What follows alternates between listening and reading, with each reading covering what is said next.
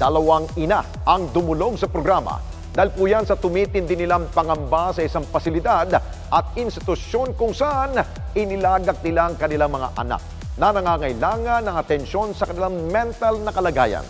Pero matapos po ang ilang taon, ang kanilang sumbong, napapabayaan na ang kanilang mga anak. Yan ang ating inimbisigahan.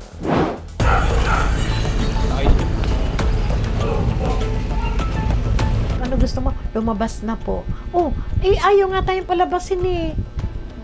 Ang ginagawaan lahat. Hindi ko lang alam kung anong namamasdan nila doon.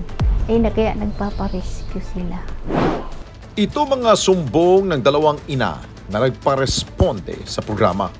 Ang kanilang mga anak kasi ayaw pakawalan ng isang home care facility dito sa lungsod ng Quezon. Kapwa ay pinasok ni Nanay Evelyn at Lourdes sa St. Joseph Psychiatric and Custodial Home Care ang kanilang mga anak na sila Lina at Bert, hindi nila tunay na mga pangalan. Sa pagdanais na gumaling ang mga ito sa kanilang kalagayan. Ngunit mahigit isang dekada na ang nakalilipas, bigo pa rin silang mailabas sila. Kaya naman dito na sila humingi ng tulong sa ating himpilan. Ako po si Nanay Lourdes na talaga po lumapit at humingi ng tulong sa Net 25 para maibisan po yung dinadanas na anak ko sa home care. Kahahanap ko kung sino tutulong sa akin. Gawa nung nainom ko po'y gamot din ng anak ko na ganun pala ang side effect. Hindi na po ako nagdoble ng isip na tara na, sabi ko doon sa kumaring ko, palapit na tayo sa Net 25, sa Responde. Sabi ko gano'n. Yun na nga po, in-entertain naman po kami na maayos. At wala pa naman po isang buwan talaga ang bilis po ng tulong sa amin. Pagsasalaysay ni Nanay Lourdes, dati na silang nagpapatingin sa pasilidad sa Mandaluyong. Na-diagnose ang kanyang anak na si Bert na may bipolar disorder. Dito na rin nila nakilala si Doktora Teresa De Valle. Si Doktora po ang naging doktor namin. Nito pong check-up na, sabi niya, meron akong clinic sa Banuyo, malapit lang. Doon po kami nagpapa-check up. Hanggang sa siya po ay nagkaroon ng diabetes. Ikinumpain ko yun sa home care. Buhat nung po, hindi na kami nakalabas noon dahil hindi na kami, sabi niya 3 months lang, okay na. Ang pangakong 3 buwan, umabot ng 10 taon hanggang maging ang mga bayarin nila sa nasabing pasilidad lumobo na sa ₱1,000,000. Hindi na kami pinayagan na mag-promissory note hanggang sa lumaki na lang po ng lumaki ang bill namin. Humihingi ako ng discharge, nakalagay nga doon sa medical certificate for discharge. Pagkakausapin po si Sir Joseph, promissory note, ayaw. Gusto cash. Wala po akong maikas noon ng 900,000. Sabi ko gano'n, baka pwedeng promissory note. Humingi ng tulong sa iba't ibang ahensya si Nanay Lourdes para punahan ang mga bayarin sa nasabing home care. Ngunit ni isa sa mga guarantee letter na kanyang naiayos, hindi tinanggap na nasabing pasilidad. Magkano na lang po yung pension ko, yun na lang po ang gagastusin ko kay Kaya tumagal po kami ng tumagal doon. Ayaw po talaga niya ng promissory note. Hindi po ako ng tulong sa DSWD.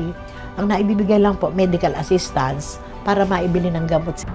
Sa kanyang kagustuhang mailabas ang anak, maging sa barangay ay humingi na siya ng tulong para mapapayag ang pasilidad na tanggapin ang promissory note at guarantee letters niya. Kita niya ako pag nagsasabing for discharge, hindi naman daw magbabayad. Hanggang dumating po kami ng barangay. Dahil nag-COVID na. Hindi rin pa niya rin po kami pinalabas. At nung sinabi ko kay doktora na may tutulong na sa amin, talagang Congress na magdiligay ng mga basket kung saan-saan, ayaw kami bigyan ng billing statement. Oo, paparaw sila. Bakit daw? Ganyan. Idinilay niya ako ng 1 month. Wala pala ako inaantay. At bit niya ako pinapagalitan. Itong edad kong ito, natroma-troma na kaya ako sa galit sa kanya. Reklamo pa niya, hindi rin umano kompleto ang serbisyo na nasabing pasilidad at walang sapat na mga tauhan para umalalay sa mga pasyente. Mailabas ko talaga si hindi siya talaga dapat na dun eh. Kung wellness yun, wala namang recreational. Wala namang kain tulog. Walang facility to provide na extracurricular, kung ano ang kanilang interest, wala talaga. Hikrik ang gilid, no? Di ang baho. Tapos, papasok din sila ng mga pusa daga. Tapos, yung namang pamingala nila nun, napapasok din ng daga. Hindi naman, ano sila may hygiene. Hanggang mga alis na, lalala. Wala talagang part nung kami yung, hindi ba yung iba merong mga, ito ang gagawin nila, socialization, wala. COVID hanggang ngayon, wala siyang laboratory. Yan ba ang pagkikare? Oo, ma'am. 2021 to 2024, 3 years, walang kumukuha na ako ng online na medical, talagang check up. Nagalit siya sa akin. Bika kumukuha na ba ng doktor? Aba, ayaw yung sabi ko. Ang tanging nais si Nanay Lourdes, mailabas na ang kanyang anak na si Bert upang makapagsimulang muli kasama ito. Anya tama na ang 10 taong paghihirap nito sa loob na nasabing pasilidad. Mas na lang talaga't maipagamot sa isang maayos. Malaki ang magagawa niya. Anong sabi niya? Magtatrabaho siya. Sasama siya sa akin, magtitinda kami. Pero 10 taong nagtiis kami na parang wala akong nagawa. Na ako'y nagmamakaawa. Ganito rin ang hinaing ni Nanay Evelyn. Ang kanya namang anak na si Mina, 12 taon nang nasa loob ng pangangalaga ng home care. Aminado siya na ang kalagayan ni Mina ang nag-udyok sa kanya para ipasok ito sa nasabing pasilidad sa pag-asang makatutulong ito sa kanyang bunsong anak. Yan po yung bunso kong anak. Tapos siya ng medtech, tapos nagkuha siya ng board. 2 beses hindi siya nakapasa. Tulog ng gabi. Pagkagabi na kung ano-anong ginagawa niya. Kaya siguro na yung pag-iisip. Sa hinahanapan ko ng kaayusan, yun naman na-encounter namin. Nakilala namin yan sa pag-research namin kung saan kami makakuha. Tsaka medyo mababa siya. Pero hindi namin alam na ganun pala ang nila na hindi pala nagbibigay ng receive. Sa umpisa'y maayos naman ang gamutan ni Mina. Ngunit kalaunay, nabigla sila dahil hinihiling na nitong makalabas sa pasilidad. Ngunit laking gulat nila dahil kasabay nito, lumobo na rin ang kanilang bill. 2017 na, hindi ko nakuha after 3 months dahil nagkasakit ako. Pero hanggang sa nagno-notice yung kunin mo na. Paano nga, hindi ko kaya ang sarili ko. Pag pinuntahan ng anak kong lalaki, ang ginawa, dahil marami na silang billing. Inaabot na ng milyon. Pagkatapos sabi ng anak kong lalaki, kung pwede kami na lang magkaano ng gamot, bili ng gamot. At saka yung pagkain niya. Gusto niya, yung biniling niya, milyon daw, bayaran ko ng cash. Kaya iyan ang hindi ko maano. Dahil sa buwan-buwan na gagastos na nga ako, more or less ng 10,000 pagkain saka yung gamot. Saan ko naman kukunin yun? Alam ko, byuda na ako. 24 years na akong byuda. Ganitong may sakit din ako. Diabetic din ako. Tulad ni Nanay Lourdes, madalas rin ang pagbisita ni Nanay Evelyn sa home care. Dito niya mas lalong napansin ang hindi maayos na itsura ng pasilidad. May ilang beses din na si Mina ang nagiging tagapagbantay ng ibang pasyenteng kasama niya. Pagbisita ako, sinabihan ko yung nurse, bakit hindi niyo naman din? Dati, kasi sa harapan, may init pa doon sa harapan nila. Ngayon, dinibide na yung lupa. Di wala na sila sa harap, nandun na sila sa likod. Mabaho pa naman doon. Dahil may kanal. Tsaka may nangyari pa minsan na pagkasakit yung isang kasamahan. Palibhasa nga siya ang pinaalaga magdamag. Ngayon, nag-blow yung pagkatapos siya ang pinalinis. Alam mo, pinakamay pa sa kanya. Yun ang nangyaring nagpunta ko sa Malacanang. Naghihingi kami ng tulog doon.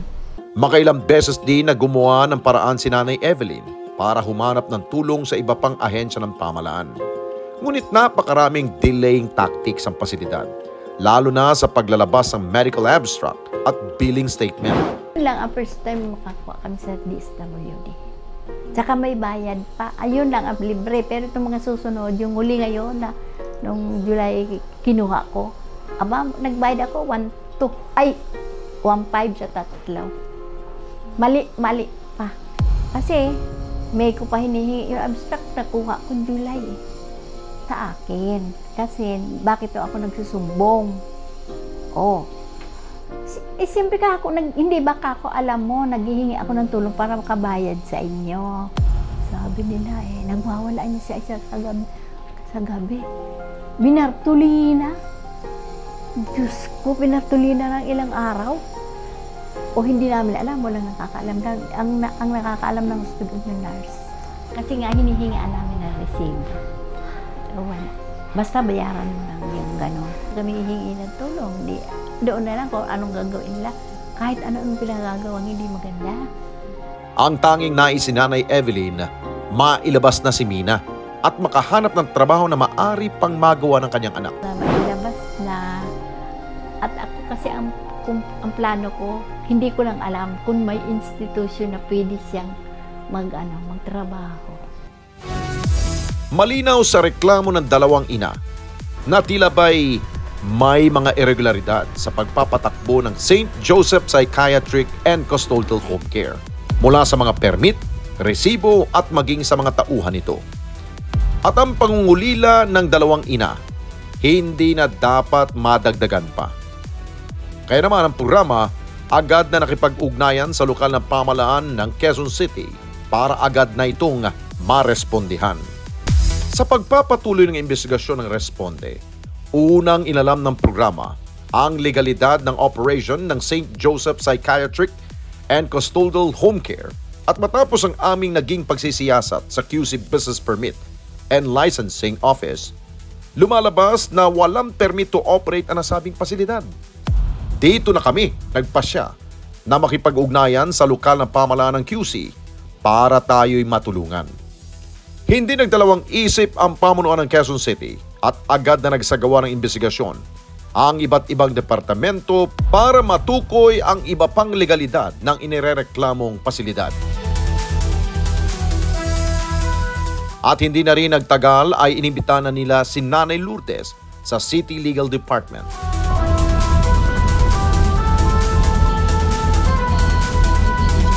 Para marinig ang mga impormasyon at makita ang mga dokumento ng kanyang hawak. Naging pribado na sabing pag-uusap at matapos ang ilang saglit, kasama mga abogado mula sa kanilang departamento ay nakipag-ugnayan ng grupo sa mga pulis mula sa QC Station 9 para isagawang rescue operations ng mga pasyente. Kasama ang operatiba, agad tinungo ang Barangay Amihan sa Quezon City kung saan matatagpuan ang St. Joseph Psychiatric and Custodial Home Care para sa koordinasyon sa mga tanod at kagawad. Hinarap kami ng kapitana ng barangay at nag-utos na masamahan sa pagsundo kay Bert. Ayan, kadiwa. Ay, kanan. Yung gate na yellow. Pagdating namin sa lugar, kapansin-pansin na wala man lamang pangalan o anumang signage na pagkakinanlan na nasabing pasilidad. Anong ko lang po, dito po yung St. Joseph, no? Oo, may patient po kayo na Angelo Sardes. Angelo Sardes? Oo, meron. Desk, ang una kong tanong, number 1, pwede po bang makita kasi from City Hall kami kung meron po kayong business permit? Wala po kasi dito ang papers. Walang papers? May pumunta lang po kami sa City Hall dito kahapon. Sanitation yun tsaka health. Kami ngayon, ang gusto naming malaman, number 1, kasi gusto namin tulungan yung pasyente. Number 1, baka pwedeng updated bill ni Angelo. Pangalawa, kung may resibo ba kayo dun sa pagpaano nyo ng patient. Pangatlo, gusto namin ng business permit. Kasi bawal yung ginagawa nyo kung wala kayong anak. Wala mga may-ari ng pasilidad na mga oras na yun at tanging isang nurse lamang ang nakipag-usap sa mga abogado. Lalo pang tumaas ang tensyon na makausap ni City Legal Officer Attorney BJ Topacio ang may-ari na nasabing pasilidad na si Joseph Del Valle sa telepono.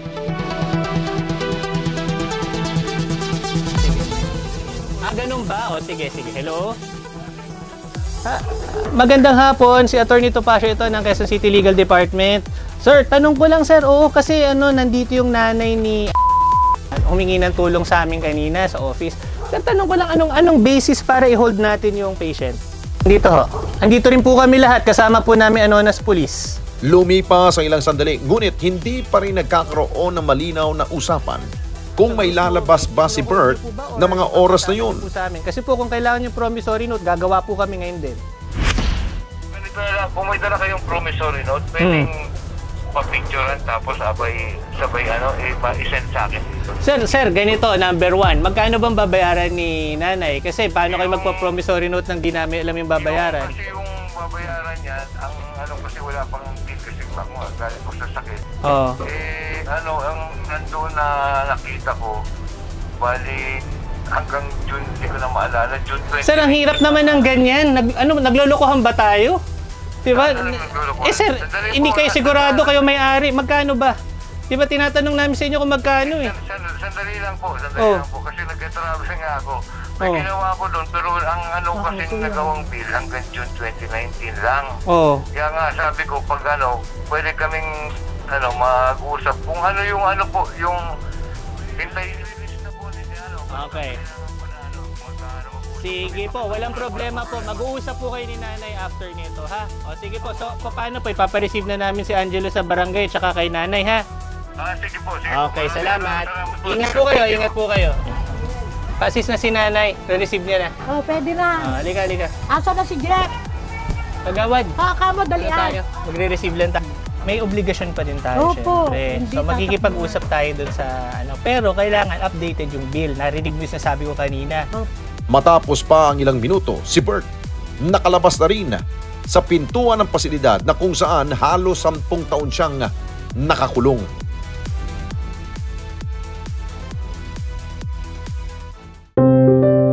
Next ka daw Sa inyo. Gila ka doon. God bless you. Gila ka. Ay, napag-Diyos ka, Jack. Tara. Kaya nga, pasalamat ka sa kanila lahat. Walang mapaglagyan ng kasiyahan at pasasalamat na mag-ina na matapos ang napakahabang panahon, nayakap na nila ang isa't isa. Ayan na, responded. Si nanay ko, siya po.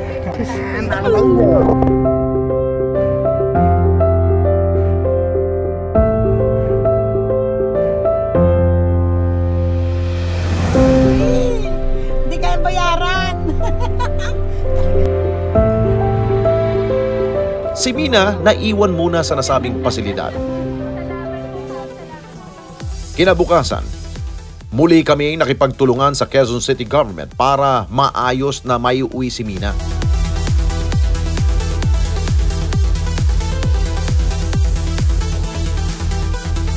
Sige po, si nanay na lang po ba? Apo. Si nanay po, opo. Sila kagawad po. Ako po yung taga Net 25 na tumulong po kala namin.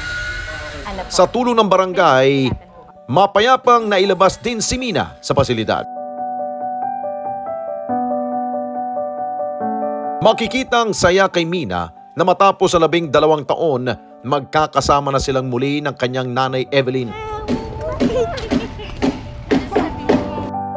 Sige po, mate. Oo. Siguro naman. Positive lang, ha? Ang pasasalamat nilang mag-ina hindi matapos-tapos mula nang sila ay aming sunduin sa pasilidad.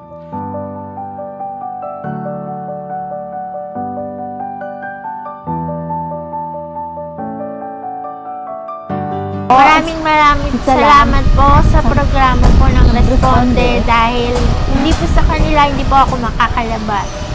Hindi may paliwanag, super saya ko.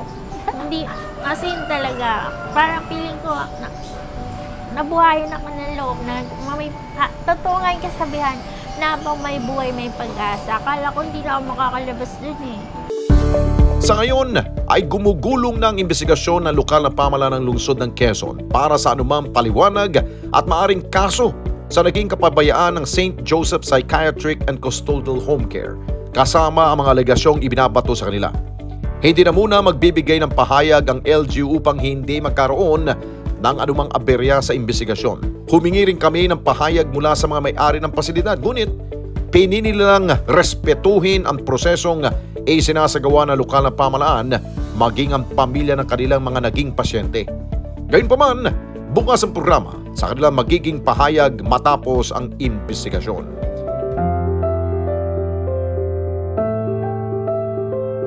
Mahabang panahon man ang nawala kina Nanay Lourdes at Bert, maging kay Nanay Evelyn at Mina, ang pagresponding ito ng programa maging daan sana para sila ay makapagsimulang muli at makabalik sa normal nilang mga buhay.